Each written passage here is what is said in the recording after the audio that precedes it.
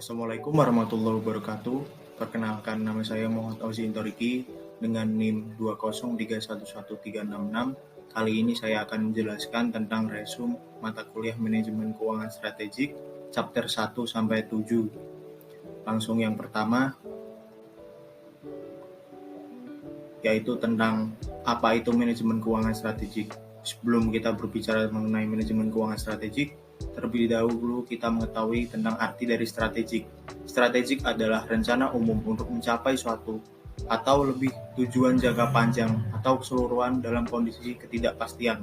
Manajemen keuangan strategik ini yaitu merupakan alokasi sumber daya yang langka untuk mengidentifikasi kemungkinan strategi di antara peluang yang bersaing dan mengambil tindakan yang diperlukan untuk memantau kemajuan peluang yang dipilih untuk mencapai tujuan yang ditetapkan. Atau secara gampangnya, manajemen keuangan strategik adalah studi keuangan dengan pandangan jangka panjang untuk mempertimbangkan tujuan strategis perusahaan. Dari sini kita dapat bertanya, mengapa kita membutuhkan manajemen keuangan strategik? Karena tingkat ketidakpastian yang tinggi ini, maka manajemen keuangan strategik bertindak sebagai proses perubahan strategi untuk menghadapi ketidakpastian tersebut. Selanjutnya, apa tujuan utama perusahaan? Tujuan utama perusahaan yaitu untuk memaksimalkan nilai perusahaan. Bagaimana cara perusahaan tersebut untuk dapat memaksimalkan nilainya, yaitu dengan memilih investasi yang optimal dan peluang pembiayaan yang maksimal, pengembalian yang diharapkan dengan resiko yang minimum. Lalu apa tugas utama dari manajer? Tugas utama dari manajer sendiri yaitu untuk penciptaan kekayaan dan nilai tambah. Dengan bagaimana? Dengan menghasilkan pengembalian uang tunai yang lebih menguntungkan daripada yang tersedia di tempat lain. Selanjutnya, tentang keputusan manajer keuangan. Keputusan manajer keuangan dibagi menjadi 3, yaitu keputusan investasi, keputusan pembiayaan, dan keputusan dividen. Keputusan investasi yaitu pemilihan aset di mana dana akan diinvestasikan oleh perusahaan. Keputusan kepembiayaan yaitu pemilihan bauran pembiayaan atau struktur modal. Dan yang terakhir yaitu keputusan dividen untuk pemilihan alternatif yang tersedia dalam menangani keuntungan perusahaan. Kita lanjut ke pembahasan selanjutnya, yaitu tentang corporate government. Corporate government sendiri yaitu cara organisasi diarahkan atau dikendalikan, atau menurut Dem dan Neubauer, proses di mana korporasi dibuat responsif terhadap hak dan keinginan pemangku kepentingan. Dari sini, apakah kita dapat mengetahui bahwa corporate government itu penting? Ya, corporate government itu penting karena untuk memastikan bahwa lingkungan bisnis tersebut adil dan transparan, karyawan dapat dimintai pertanggungjawaban atas tindakannya. Dan sebaliknya, bila tata kelola perusahaan yang lemah akan menyebabkan pemborosan, salah urus, bahkan korupsi. Selanjutnya, dari corporate government di atas, terdapat penjelasan tentang agensi teori, agensi konflik, dan agensi cost. Yang pertama yaitu agensi teori atau teori keagenan. Ini adalah teori ekonomi yang memandang perusahaan sebagai seperangkat kontrak di antara individu-individu yang mementingkan diri sendiri. Hubungan keagenan tercipta ketika seorang prinsipal memberi wewenang kepada orang lain, dalam hal ini agen, untuk bertindak atas namanya. Dalam hubungan keagenan ini dapat berpotensi untuk menciptakan suatu agensi problem ketika kepentingan agen dan prinsipal tersebut tidak sejalan dengan apa yang diharapkan. Konflik keagenan atau agensi problem ini yaitu konflik kepentingan yang melekat dalam hubungan apapun di mana suatu pihak diharapkan bertindak demi kepentingan terbaik pihak lain. Ciri-ciri dari agensi konflik ini yaitu yang pertama, timbul dari pemisahan kepemilikan dan kontrol, lalu informasi yang tak simetrik, lalu manajemen tertarik untuk memaksimalkan kepentingan mereka sendiri tanpa mempertimbangkan kepentingan yang lain, dan yang terakhir, prinsipal tertarik pada memaksimalkan keuntungan. Penjelasan selanjutnya yaitu mengenai agensi cost. Agency cost yaitu biaya internal yang timbul karena adanya persaingan kepentingan antara pemegang saham, dalam hal ini prinsipal, dan tim manajemen, dalam hal ini agen. Biaya yang terkait dengan penyelesaian ketidaksepakatan ini dan pengolahan hubungan tersebut disebut agency cost. Agency cost ini terbagi menjadi 3. Yang pertama yaitu monitoring cost, yaitu biaya yang dikeluarkan ketika prinsipal berusaha untuk memantau atau membatasi tindakan agen. Lalu bonding cost, biaya yang terjadi ketika prinsipal berusaha untuk mengikat kepentingan agen lebih dekat dengan kepentingan mereka. Dan yang terakhir yaitu residual loss, yaitu biaya yang timbul dari kepentingan prinsipal dan agen yang berbeda meskipun menggunakan pemantauan dan ikatan.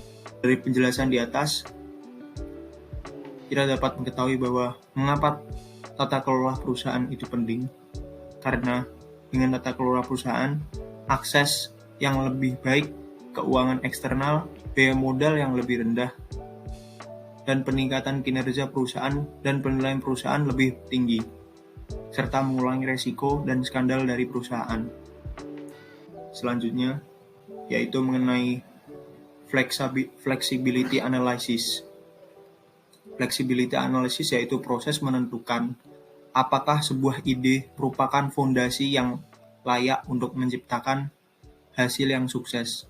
Capital rationing yaitu ketika jumlah pengeluaran untuk proyek modal dan periode tertentu terbatas atau budget konstan. Jadi proyek tersebut harus diberi peringkat dalam hal memanfaatkan bersihnya dibandingkan dengan biaya investasinya. Selanjutnya yaitu jenis analisis kelayakan. Jenis analisis kelayakan ini dibedakan menjadi 3, yaitu analisis industri dan pasar, analisis produk dan layanan, dan analisis keuangan. Analisis industri dan pasar ini untuk menentukan seberapa menarik suatu industri untuk bisnis baru dan untuk mengidentifikasi ceruk yang menguntungkan bisnis tersebut. Analisis produk dan layanan untuk mengetahui apakah pelanggan ingin membeli barang dan jasa kita. Dan analisis keuangan supaya kita dapat memperkirakan bisakah kita menyediakan produk dan atau layanan kepada pelanggan dari keuntungan yang kita peroleh tersebut. Selanjutnya yaitu karakteristik dari proyek. Karakteristik dari proyek dibedakan menjadi 4 macam, yaitu independen atau mandiri, dependent, mutually exclusive, dan sequencing. Independen sendiri yaitu sebuah proyek yang penerimaannya atau penolakan dari proyek tersebut tidak menghalangi penerimaan dari proyek lain yang sedang dipertimbangkan. Dependent ini yaitu sebuah proyek yang penerimaannya tergantung pada penerimaan suatu atau lebih proyek lainnya. Mutually exclusive ini yaitu sebuah proyek yang penerimaannya akan menghalangi penerimaan dari salah satu proyek alternatif. Dan yang terakhir, sequencing yaitu sebuah proyek berisi opsi untuk berinvestasi di proyek yang lain. Selanjutnya yaitu mengenai project feasibility analysis. Project feasibility analysis dibedakan menjadi 2 macam, yaitu discount cash flow dan non-discount cash flow. Pada discount cash flow ini ada 4 jenis, yaitu PI atau indeks profitabilitas, yaitu mengukur manfaat per unit biaya dari investasi awal. Selanjutnya NPV atau net present value, yaitu nilai saat ini dari proyek arus kas masuk dikurangi nilai sekarang dari awal proyek arus kas keluar. Dan IRR yaitu tingkat yang menyamakan PV arus kas masuk dengan PV arus kas keluar. Dan yang terakhir yaitu MIRR. IRR yaitu IRR yang arus kas masuknya diasumsikan menggabung atau diinvestasikan kembali kepada WACC. Konflik IRR dan NPV ini dalam proyek independen, IRR menghasilkan keputusan diterima ditolak yang sama dengan NPV, namun dalam proyek yang saling eksklusif penerimaannya dapat berbeda. Perbedaan antara IRR dan NPV ini bergantung pada asumsi masing-masing mengenai tingkat reinvestasinya. Asumsi dari tingkat reinvestasi ini yaitu NPV mengasumsikan reinvestasi di WACC sedangkan IRR mengasumsikan reinvestasi pada IRR itu sendiri.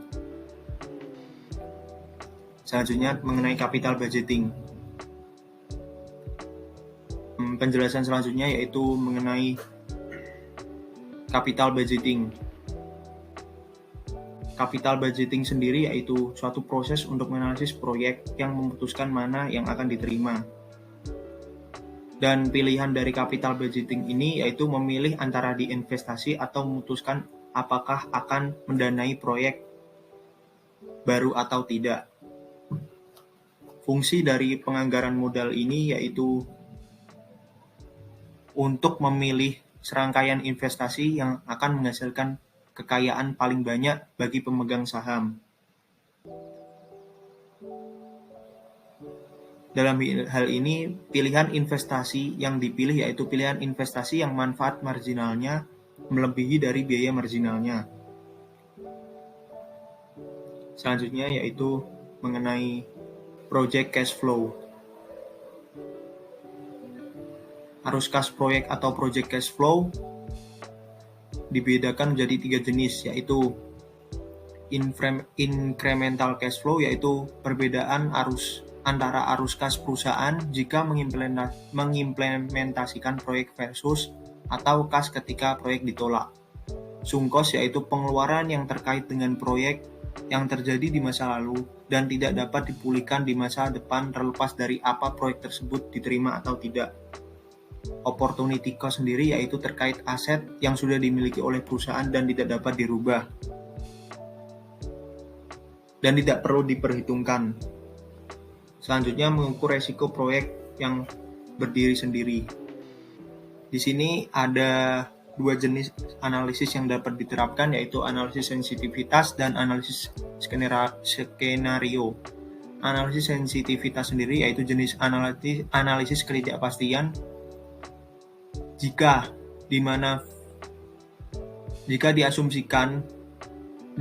asumsi diubah dari kasus dasar untuk menentukan dampaknya terhadap hasil pengukuran proyek. Analisis skenario yaitu teknik analisis risiko di mana kasus terbaik dan terburuk dibandingkan dengan kasus dasar proyek. Terdapat perbedaan dalam merger dan akuisisi, yaitu merger sendiri yaitu 2 perusahaan yang digabungkan atas dasar yang relatif sama. Sedangkan akuisisi yaitu suatu perusahaan yang memberi perusahaan lain. Perbedaan lainnya merger, nama dari perusahaan tersebut mungkin salah satu dari nama dari kombinasi atau orang tua perusahaan, dan orang tua perusahaan tersebut biasanya muncul sebagai manajer yang lebih dominan. Sedangkan akuisisi ini yaitu dapat berupa saham pengembalian mayoritas atau seluruh saham perusahaan target.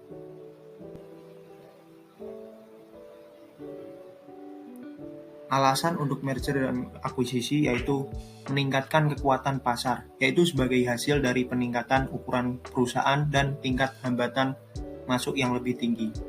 Selanjutnya, risiko dapat lebih rendah dalam pengembangan produk. Hal ini akan lebih mudah memperkirakan hasil akuisisi dibandingkan dengan pengembangan produk internal. Lalu meningkatkan diversifikasi, yaitu modus paling umum dalam memasuki pasar baru dengan produk yang baru. Lalu mengembangkan kapasitas baru, yaitu mengakuisisi perusahaan dengan kapasitas terkait dan saling melengkapi untuk membangun basis pengetahuan mereka sendiri. Dan yang terakhir, apa itu analisis dari strategi? Apa itu analisis strategi? Yaitu sebuah strategi di mana 2 atau lebih perusahaan berbagi sumber daya atau aktivitas untuk mengejar strategi. Sekian presentasi dari saya, kurang lebihnya mohon maaf. Wassalamualaikum warahmatullahi wabarakatuh.